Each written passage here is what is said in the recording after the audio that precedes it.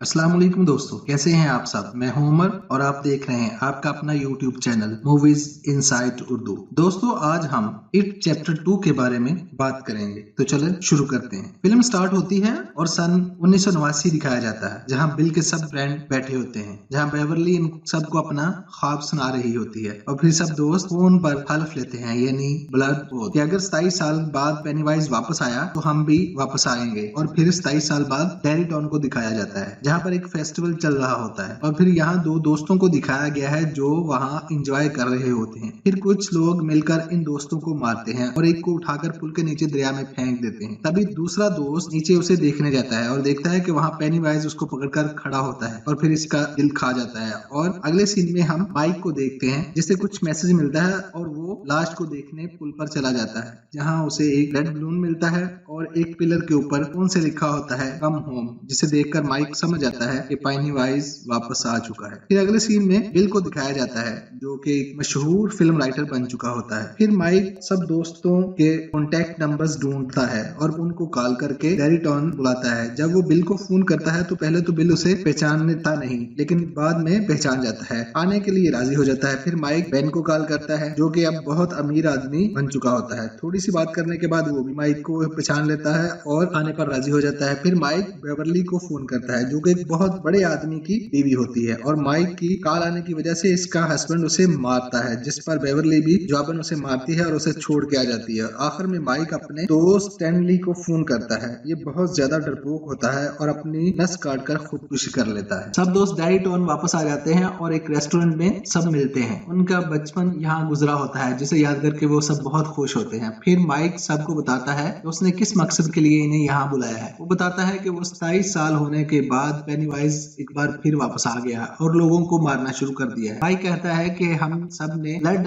Oath लिया था कि जब भी पेनीवाइज वापस आएगा तो सब मिलकर उसका मुकाबला करेंगे, तो वो आ चुका है और अब हमें इसका मुकाबला करना चाहिए। जिसे सुनकर सब दोस्त डर जाते हैं क्योंकि कोई भी अपनी जान को खतरे में नहीं डालना चाहता। फिर ये सब लोग एक एक करके अपनी फॉर्चून कुकीज को खोलते हैं और उससे एक सेंटेंस बनता है, guess Stanley it could not cut, जिसे देखकर समझ जाते हैं कि कुछ ना कुछ जरूर गड़बड़ है। फिर रेस्टोरेंट से बाहर आकर बेवरली स्टैनली को फोन करती है तो उन्हें पता चलता है कि स्टैनली मर चुका है, उसने खुदकुशी कर ली है। ये सुनकर सब बहुत डर जाते हैं और एक एक करके वहां से चले जाते हैं। लेकिन आखिर में माइक बिल को रोकने में कामयाब हो जाता है। फिर माइक बिल को अपने घर ले जाता है और फिर माइक बिल को कुछ पीने के लिए देता है जिसमें वो कुछ मिला देता है, जिससे अजीब से ख्यालात आने लगते हैं। और फिर माइक उसे एक इंजन सिरेमिक खाता है जिसमें वो पेनीवाइज को कैद करेंगे। और फिर माइक को बताता है कि 18वीं सदी में एक अमेरिकन कबीले ने रिचुअल परफॉर्म करके पेनीवाइज को इस इंजन सिरेमिक में बंद कर दिया था और वो इस कबीले से मिलकर आया था और आते हुए सिरेमिक भी चोरी करके लाया था ताकि वो पेनीवाइज को इसमें कैद कर सके। नशे की वजह से बिल वो सब देख लेता है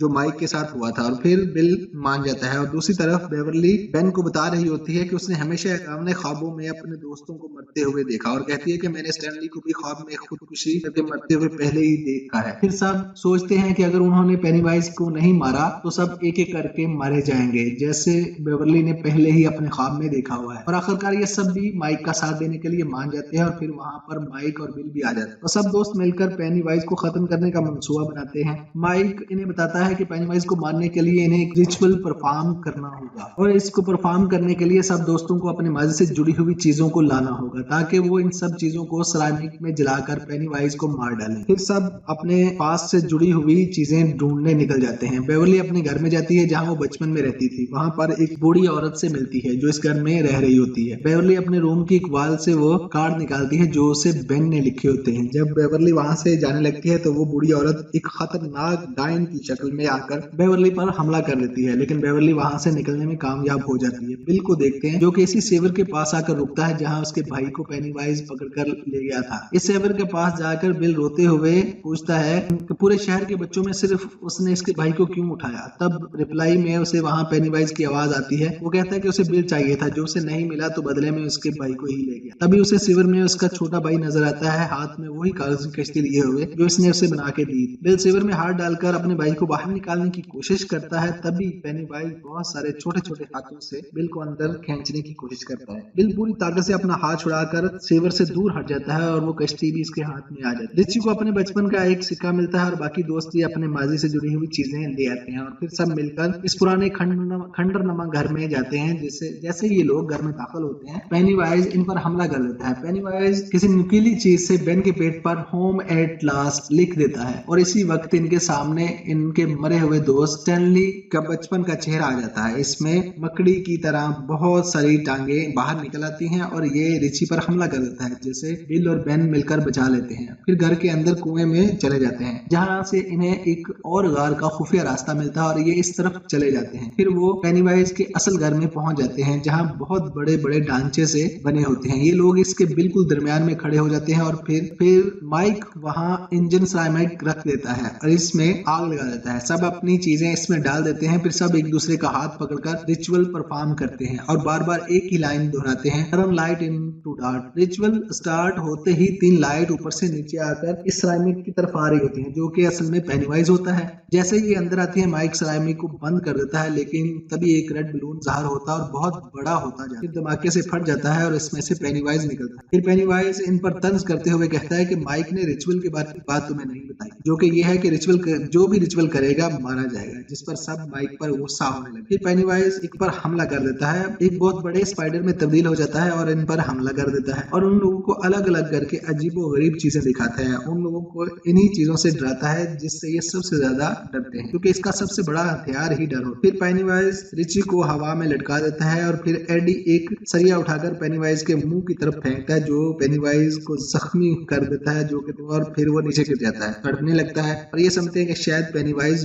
मर जाएगा। तभी पेनीवाइज एक बहुत बड़ा नाखून एडी की कमर में घुसा देता है और सब लोग बहुत खौफजदा हो जाते हैं कि अब वो भी मारे जाएंगे, वो अब नहीं बच पाएंगे। माइक इन्हें बताता है कि पेनीवाइज इस वक्त अपनी सबसे ज्यादा पावरफुल फॉर्म में है, इस हालत में हम उसे नहीं मार सकते। इन लोगों को उसे छोटे साइज में वापस लाना होगा और ये लोग फिर से एक होकर पेनीवाइज के मुकाबला शुरू कर देते हैं और बिल्कुल नहीं डरते। पेनीवाइज की बहुत बेइज्जती करते हैं और वो उससे से छोटा होता जाता है, इतना ज्यादा गुस्सा करता है उतना छोटा हो जाता है और फिर बिल्कुल बोनासा हो जाता है। इसी वक्त माइक इस पे हमला करके इसका दिल बाहर निकाल लेता है और सब दोस्त मिलकर अपने हाथों से इसके दिल को मसल देते। इसी तरह पेनीवाइज मर जाता है और दूसरी तरफ एडी भी मर चुका होता है, जिस पर सब बहुत गमज़दा हो जाते हैं और फिर इनको इनके दोस्त स्टैनली, जिसने खुदकुशी कर ली होती है, उसका खत मिलता है, जिसे ये मिलकर पढ़ते हैं, जिसमें वो लिखता है कि माइक की कॉल आने के बाद वो बहुत परेशान हो जाता है और बहुत ज्यादा डर जाता है। वो जानता है कि वो पेनीवाइज का मुकाबला नहीं कर, उल्टा तुम लोगों को भी मुसीबत में डाल देगा और इससे